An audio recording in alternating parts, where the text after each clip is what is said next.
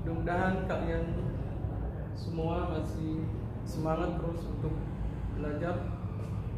Jangan pernah kendor semangatnya walaupun di rumah. Terima kasih kalian masih memperhatikan. Kita lanjutkan pelajaran berikutnya, yaitu pelajaran akhlak. Kalau tadi pelajaran akidah, sekarang kita lanjutkan untuk pelajaran akhlak. Namun sebelum Bapak menyampaikan tentang akhlak terlebih dahulu, akan Bapak bacakan sebuah ayat di dalam Al-Quran, surat Al-Ahzab ayat 21. Kalian boleh sambil melihat di dalam buku paket, ada di halaman 2 di paling atas, yaitu surat Al-Ahzab ayat 21. A'udzu billahi minasyaitonir rajim. Laqad kana lakum fi rasulillahi uswatun hasanah liman kana yarjullaha wal yawmil akhir wa dzakarallaha katsiran. Surahul Adin, yang artinya sesungguhnya telah ada pada diri Rasulullah itu suri tauladan yang baik bagimu, yaitu bagi orang-orang yang harap rahmat Allah dan bagi orang-orang yang meyakini akan hari akhir, yaitu mereka yang banyak berzikir, mereka yang banyak mengucapkan atau menyebut nama Allah. Kenapa ayat ini terlebih dahulu disampaikan di dalam buku ini? Karena mengenai akhlak, sumber daripada semua itu adalah kita harus mengikuti akhlaknya Rasulullah SAW yang sudah dijelaskan di dalam Al-Quran, bahwa sudah ada pada diri Rasulullah itu suri tauladan yang baik bagi kita. Maka tidak ada akhlak yang patut kita tiru, yang patut kita contoh, melainkan hanya akhlak Rasulullah SAW. Baiklah anak-anak sekalian, yang pertama adalah pengertian tentang akhlak. Akhlak adalah kata jamak dari khulukun. Khulukun adalah kata tunggal. Menurut bahasa Arab, akhlak adalah artinya budi pekerti, sopan santun, atau tata krama. Sedangkan menurut istilah, akhlak adalah sifat yang tertanam di dalam diri seseorang.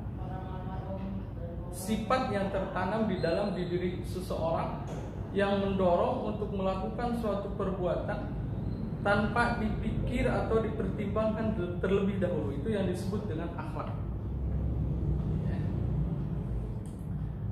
Menurut Quraisy Shihab, bahwa akhlak itu sering dipakai kata tunggalnya di dalam Al-Quran. Contoh, di dalam surat Al-Qalam ayat 4, wa innaka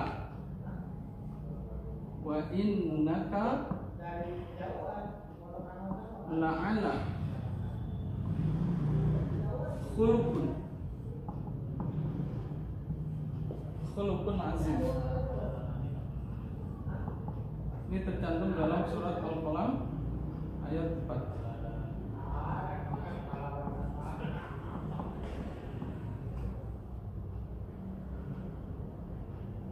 Al-Qalam ayat 4. Yang artinya, sesungguhnya engkau Muhammad ada di atas budi pekerti hulukun, ada di atas budi pekerti yang agung. Ya, kembali lagi kepada penekanan kita bahwa akhlak yang harus kita contoh hanya akhlak Rasulullah. Karena akhlak Rasulullah adalah akhlak yang paling agung, paling mulia. Ya, ini yang harus kalian tekankan di dalam akhlak. Jadi kembali kepada pengertian akhlak. Jadi akhlak itu adalah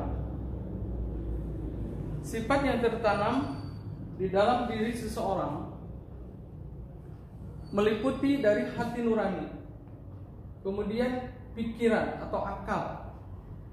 Kemudian tabiat atau watak seseorang. Dan yang keempat, kebiasaan. Jadi akhlak itu meliputi 4. 1, hati nurani.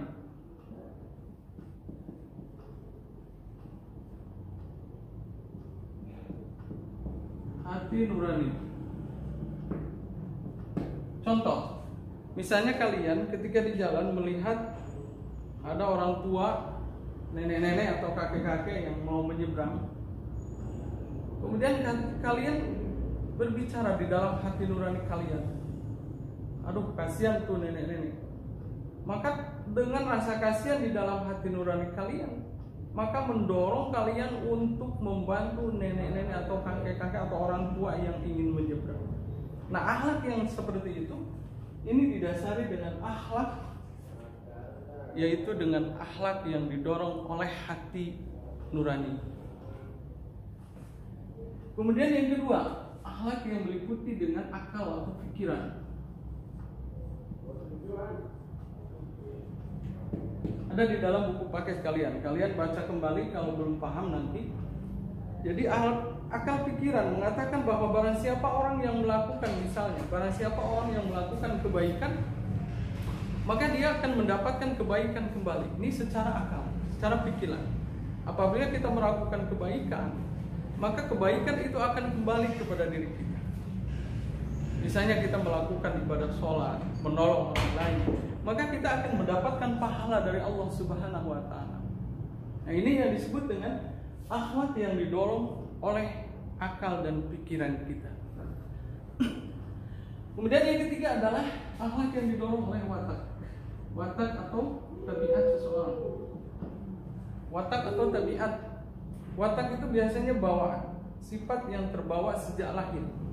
Ada wataknya orang yang rajin, ada wataknya penyabar, ada wataknya pemarah misalnya, ada juga wataknya seseorang yang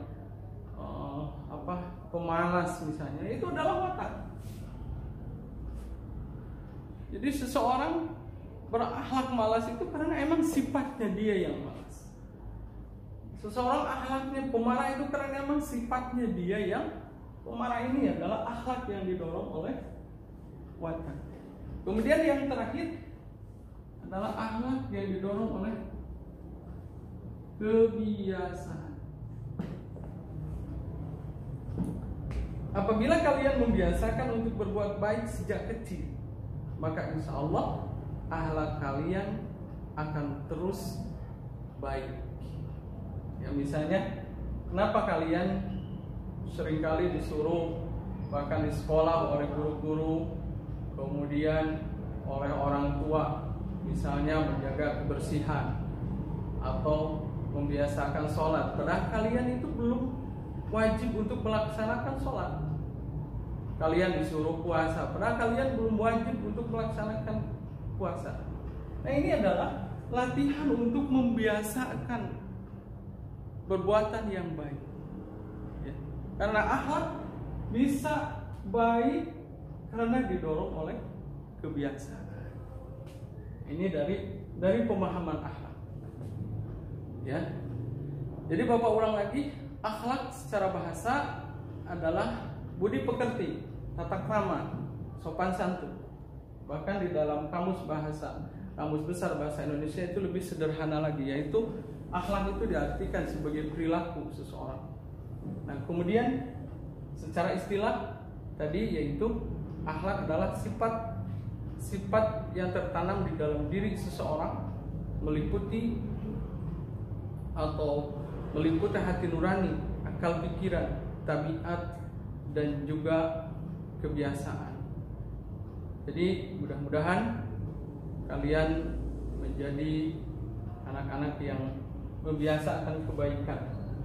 Dan sekali lagi, sumber daripada akhlak yang baik yang harus kalian ingat adalah akhlaknya Rasulullah SAW. Wa innaka la'ala khuluqin azim. Sungguhnya engkau adalah di atas budi pekerti yang agung. Dan di dalam surat Al-Ahzab tadi, sesungguhnya telah ada pada diri Rasulullah SAW, suri tauladan yang baik bagi kita semua.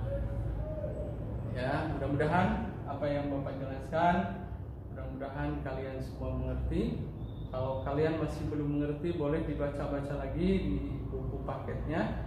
Dan tugas untuk akhlak, agar kalian membiasakan akhlak yang baik, Bapak tugaskan kalian untuk melakukan membantu di rumah, membantu orang tua, misalnya membereskan tempat tidur kalian, menyapu di rumah, atau menyirami bunga yang ada di halaman rumah kalian, dan juga membiasakan sholat sunnah duha misalnya. Bapak minta kalian praktekkan, kalian biasakan untuk melaksanakan hal-hal yang baik di rumah. Dan Bapak minta foto kalian pada saat kalian membiasakan akhlak mulia, akhlak karimah, akhlak yang baik di dalam rumah. Di antaranya tadi membantu orang tua, memberes-bereskan rumah, menyapu, kemudian menyiram tanaman, dan juga sholat sunnah duha 2 rakaat. Bapak tunggu ya. Terima kasih. Assalamualaikum warahmatullahi wabarakatuh.